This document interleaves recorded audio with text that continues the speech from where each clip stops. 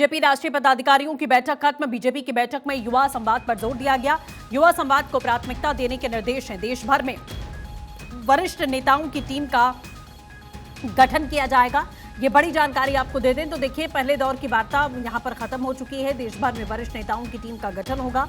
तो नितिन नवीन अपनी नई टीम के साथ में आगे के विजन के लिए यहां चर्चा कर रहे हैं। बीजेपी राष्ट्रीय पदाधिकारियों की बैठक अब खत्म हो गई है। देखिए, सुबह 10 बजे से बैठक का आगाज हुआ। 3 राउंड में ये बैठक यहां पर होगी और अब यहाँ सीधे तौर पर दूसरे दौर की जो वार्ता है वो यहाँ पर शुरू होगी। बैठक शुरू होगी और शाम 7 बजे तक लगभग ये बताया जा रहा है कि ये बैठक यहाँ पर चलेगी। तो फिलहाल 27 में 7 राज्यों में चुनाव होने वाले हैं, उसको लेकर रणनीतियां, इसी के साथ में युवा संवाद को प्राथमिकता देने की बात यहां पर लगातार कही जा रही है। तो 3 प्रमुख बैठकें जाहिर तौर पर यहां होनी थी और इसके बाद में अब मोदी @25 को लेकर जो कार्यक्रम, जो अभियान की शुरुआत बीजेपी यहां पर करने वाली है, दूसरे राउंड की वार्ता में, बातचीत में, इस बैठक में उस मुद्दे पर बातचीत की जाएगी। कैसे उस कार्यक्रम को इम्प्लीमेंट करना है, कैसे रणनीति बनाई जाएगी, कैसे कैसे भूमिकाएं पदाधिकारियों की होने वाली हैं, क्या क्या जिम्मेदारियां उनके कंधों पर होंगी। तो ये नई टीम है, एक युवा टीम यहां पर आपको दिखाई दे जाएगी। इसमें मिश्रण है, मिश्रित टीम है। जाहिर तौर पर महिलाओं, युवाओं और अनुभव का संगम इस टीम में देखने को मिल रहा है। तो पहले दौर की वार्ता खत्म हुई है, दूसरे राउंड की बातचीत शुरू होगी। तो बीजेपी राष्ट्रीय पदाधिकारियों की यह बैठक खत्म है और इसमें युवा संवाद पर जोर देने की कोशिश की गई है। देखिए, सोशल मीडिया, युवाओं से जुड़ने, ये तमाम वो फैक्टर्स रहे हैं जिस पर जोर देती हुई बीजेपी इस समय खास तौर पर दिखाई दे रही है कि युवाओं से कैसे जुड़ना है, आज की जनरेशन से कैसे जुड़ना है, उनसे संवाद कैसे बिठाना है, अपनी रणनीतियों को, अपनी नीतियों को, अपनी पॉलिसीज को खास तौर पर युवा वर्ग में कैसे पहुंचाना है, उन्हें किस तरीके से विश्वास दिलाना है कि पार्टी देश हित के लिए, उनके हित के लिए काम करती हुई नजर आ रही है। और इसके लिए संगठन का मजबूत होकर आगे चलना, तमाम जो पदाधिकारी हैं, महामंत्री हैं, उपाध्यक्ष हैं, उन सभी की अपनी अपनी जिम्मेदारियां, उन सभी की अपनी अपनी भागीदारी यहां पर होने वाली है। खासतौर पर 27 में 7 राज्यों में चुनाव है, जिसमें सबसे महत्वपूर्ण, जो सबकी निगाहें जिस चुनाव पर टिकी रहेंगी वो है उत्तर प्रदेश का चुनाव। उत्तर प्रदेश का किला किस तरीके से फतेह करना है, उसको लेकर रणनीतियां लंबे समय से बनाई जा रही हैं, क्योंकि बीजेपी अचानक से चुनावी मोड में नहीं आती है, हमेशा चुनावी मोड में रहती है। तैयारियां बीजेपी की जारी रहती हैं। बंगाल, असम का किला फतेह करने के बाद से ही उत्तर प्रदेश को लेकर तैयारियां शुरू हो गई थी। तो नई टीम के साथ में इन तमाम फैक्टर्स पर चर्चा यहां पर की गई और अब मोदी @25 को लेकर भी यहां बैठक होनी है, जिसमें पीएम मोदी के मुख्यमंत्री और प्रधानमंत्री रहते हुए 25 साल यहां पर पूरे हुए हैं, जिसे लेकर, उनकी उपलब्धियों को लेकर, उनकी कार्यशैली को लेकर, जिस तरीके का आपने देखा है फॉरेन पॉलिसी की चर्चाएं पूरी दुनिया में होती हैं, प्रधानमंत्री नरेंद्र मोदी जिस तरीके से टैकल करते हैं, इन तमाम मुद्दों पर इसमें बातचीत की जाएगी। उनकी उपलब्धियों को किस तरीके से पहुंचाना है, कैसे देश हित में उन्होंने बड़े बड़े फैसले लिए हैं, ये तमाम जो फैक्टर्स हैं वो इसमें बात होगी। और तीसरे राउंड की जो बातचीत है वो शाम 7 बजे तक चलेगी, जिस तरीके की जानकारी मिली है, जिसमें गृह मंत्री अमित शाह भी मौजूद रहने वाले हैं। तो फिलहाल ये बड़ी खबरें आपको हम बता दें, इस बैठक से निकलकर जो सामने आ रही हैं, बीजेपी राष्ट्रीय पदाधिकारियों की बैठक खत्म है और बैठक में वंदे मातरम को लेकर प्रस्ताव यहां पारित किया गया है। बैठक में राष्ट्रीय गीत के सम्मान के संकल्प का प्रस्ताव यहां सीधे पास कर लिया गया है। पूजा सहयोगी हमारे साथ में इस समय असिस्टेंट एडिटर पॉलिटिकल अफेयर्स हमारे साथ जुड़ चुकी हैं। पूजा, क्या कुछ जानकारी है? राष्ट्रीय पदाधिकारियों की बैठक खत्म है और युवा संवाद पर सीधे सीधे जोर दिया गया है। आप देखिए, बहुत ही महत्वपूर्ण 2 बातें निकलकर सामने आई है। पहला है वंदे मातरम को लेकर प्रस्ताव पास किया गया है और इससे एक चीज बड़ी स्पष्ट हो जाती है कि अब देश भर की सियासत में वंदे मातरम की जो गूंज है वो और ज्यादा सुनाई देने वाली है।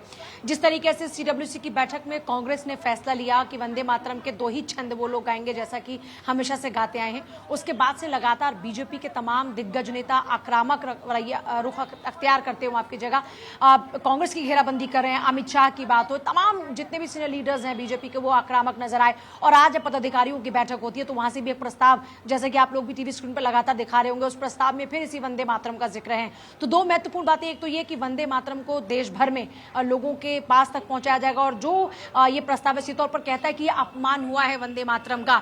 और आपने सुना भी होगा, बार बार कहा जा रहा था कि वंदे मातरम का ये जो अपमान किया गया है, ये हिंदुस्तान बर्दाश्त नहीं करेगा। इस तरह के तमाम जो स्लोगन्स है वो बीजेपी के तमाम नेताओं की तरफ से आ रहे हैं।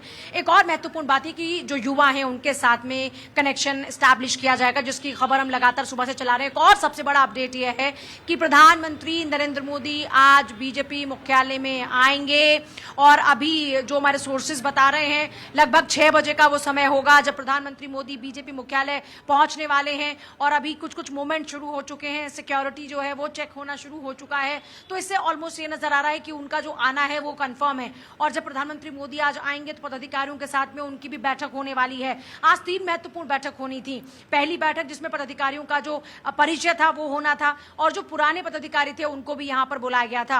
उनका कहना है कि जो नीतियां सरकार की रही वो हमने साझा की हैं और किस तरीके से हमारा जो तजुर्बा रहा, जो हमारा एक्सपीरियंस है, उसका यूटिलाइजेशन ये जो अब मौजूदा पदाधिकारी हैं वो भी कर पाए, इसको लेकर हमारे बीच में चर्चा हुई है। वंदे मातरम को लेकर देखिए प्रस्ताव जो सामने आया उससे एक और ये बात स्पष्ट हो जाती है कि वंदे मातरम को अब देश भर में और ज्यादा जन जन तक पहुंचाने की कोशिश होगी। एक भावनात्मक जुड़ाव होता है किसी भी देश के जो नागरिक होते हैं उनका अपने राष्ट्रगान के साथ में, राष्ट्रगीत के साथ में। और कानून पारित होने के बाद में जिस तरीके से वंदे मातरम के अब 6 छंद सामूहिक तौर पर गाने अनिवार्य हैं, इसको लेकर जन जन तक पहुंचा जाएगा। जो जेनजी जनरेशन है उनके साथ में कैसे कनेक्शन किया जाएगा, 14 प्लस की जो एज के युवा हैं खासतौर पर उनके साथ में जो कनेक्शन है वो स्टैब्लिश किया जाएगा। पदाधिकारियों को, सांसदों को, मंत्रियों को, नेताओं को, सभी के लिए इसी तौर पर मैसेज है। इससे पहले नितिन नवीन की जो मुलाकात होती है सांसदों के साथ में। फिर दूसरी अब बड़ी बात यह कि पहले 2 बजे एक बैठक होनी थी, 2 बजे की उस बैठक में मोदी एट 25 इसको लेकर किस तरीके से आगे जो संकल्प जो है उसको बढ़ाते हुए आगे कि जनहित में हम लगातार कार्य करते रहेंगे। जैसे सेवा पखवाड़ा हमने देखा, ऐसी सेवा संकल्प का आगाज होना है, उसके लिए क्या कुछ कार्यनीति रहती है उस पर चर्चा होने वाली थी। लेकिन इस बीच एक और बड़ा अपडेट आता है कि प्रधानमंत्री मोदी खुद पदाधिकारियों के साथ में मुलाकात करने वाले हैं, बैठक करने वाले हैं, उनसे बातचीत करेंगे। तो सीधे तौर पर समझा जा सकता है कि आज के दिन बहुत ही महत्वपूर्ण हो जाता है। प्रधानमंत्री मोदी खुद भी पदाधिकारियों के साथ में बात करने वाले हैं, मुलाकात करने वाले हैं और शाम को 6 बजे जो और तीसरे राउंड की बातचीत होनी है उसमें कहा गया था कि गृह मंत्री की भी मौजूदगी यहां पर होगी, यानी कि फुल एक्शन मोड में बीजेपी अब यहां पर दिखाई दे रही है। तैयारियां तो पहले से हो रही थी लेकिन अब लग रहा है कि सब कुछ तय होने वाला है और ये जो आज का दिन है, प्रधानमंत्री का पहुंचना, गृह मंत्री का पहुंचना, ये बहुत बड़े संदेश दे रहा है। देखिए सीधे तौर पर अब इससे समझा जा सकता है कि जैसे ही नवीन टीम तैयार होती है, नवीन टीम के तैयार होने के साथ ही पूरी की पूरी टीम एक्शन मोड में आ चुकी है। इंतजार नहीं, सीधे एक्शन में अब पूरी टीम नजर आएगी। आज परिचय में चर्चा के बाद में प्रधानमंत्री मोदी के साथ चर्चा, अमित शाह के साथ चर्चा। तो एक तरीके से देखा जाए तो पूरी की पूरी पार्टी एक्शन मोड में नजर आएगी, चुनाव को लेकर, जेनजी को लेकर, वंदे मातरम को लेकर, और इसी सबको मिला जुलाकर इसको एक चुनावी रणनीति के तौर पर देखा जा सकता है, पार्टी की मजबूती के लिए जन जन तक पहुंचने के तौर पर देखा जा सकता है। तो आज का दिन अब लगातार, क्योंकि यहाँ पर एक्टिविटीज जो है बढ़ती जा रही हैं, उस लिहाज से बहुत ही खास हो जाता है। आज सुबह तक सिर्फ 3 बैठकों का जिक्र था, लेकिन प्रधानमंत्री मोदी का आना सीधे तौर पर एक बड़ा संदेश है कि पार्टी ने बड़े स्तर पर तैयारी शुरू कर दी है। ये नवीन टीम की जो नवीन ऊर्जा है, नवीन टीम के इसी नवीन ऊर्जा का सही दिशा में किस तरीके से प्रवाह हो और इसको एक सही डायरेक्शन मिले जो पार्टी की मजबूती के लिए कार्य करे। क्योंकि मौजूदा स्थिति में युवाओं की संख्या तेजी से बढ़ रही है, जेनजी की खासतौर पर, जेन अल्फा की खासतौर पर बात की जा रही है, 14 प्लस की जो उम्र के युवा हैं उनको फोकस में रखा जा रहा है। तो इसे एक लॉन्ग टर्म विजन नजर आता है, दूरगामी सोच नजर आती है। उसी दूरगामी सोच के तहत में आगे बढ़ती हुई आज ये नवीन टीम नजर आ रही है, जिसमें प्रधानमंत्री मोदी का मार्गदर्शन होगा, अमित शाह की रणनीति होगी और फिर होगा एक्शन प्लान, जिस पर यह नवीन टीम काम करती हुई नजर आएगी। बिल्कुल पूजा, जैसा आपने कहा, और इसी के साथ संगठन के जो पहले के जो जिम्मेदारी निभा चुके हैं पुराने पदाधिकारी, पूरी पार्टी एक छत के नीचे यहां पर देखी गई ताकि उनका अनुभव भी नई टीम को काम आ सके। सीधे तौर पर वो संदेश देने की भी कोशिश की गई कि पूरी पार्टी में एकजुटता है, संगठन में एकजुटता है, क्योंकि सरकार और संगठन में समन्वय होगा तभी आप जमीनी स्तर पर जाकर काम कर पाएंगे और आने वाले जो राज्य हैं चुनावों में, वहां आप चुनाव में जीत दर्ज करा पाएंगे। आप देखिए आमतौर पर होता क्या है, जब आप पदाधिकारी नहीं रहते हैं तो कई दफा इस तरह की खबरें सामने आती रही। इससे पहले कि अगर हम राजनीति की बात करते हैं कि पद जाने के बाद एक निराशा होती है, लेकिन निराशा ना हो, ऊर्जा बरकरार रहे, ये कोशिश की जा रही है।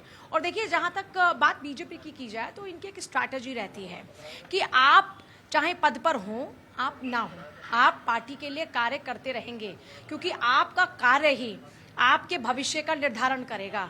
एक सामान्य से कार्यकर्ता को भी हमने देखा मुख्यमंत्री बनते हुए, और खुद प्रधानमंत्री मोदी कहते हैं कि मैं एक सामान्य कार्यकर्ता हूं, और फिर वो प्रधानमंत्री पद तक पहुंचते हैं। 25 साल उनके सेवा काल के, पहले मुख्यमंत्री, उसके बाद में आज देश के प्रधानमंत्री हैं, लगातार प्रधानमंत्री हैं, और निर्वाचित लंबे समय तक रहने वाले प्रधानमंत्री के तौर पर अपने नाम पर वो एक रिकॉर्ड दर्ज करा चुके हैं।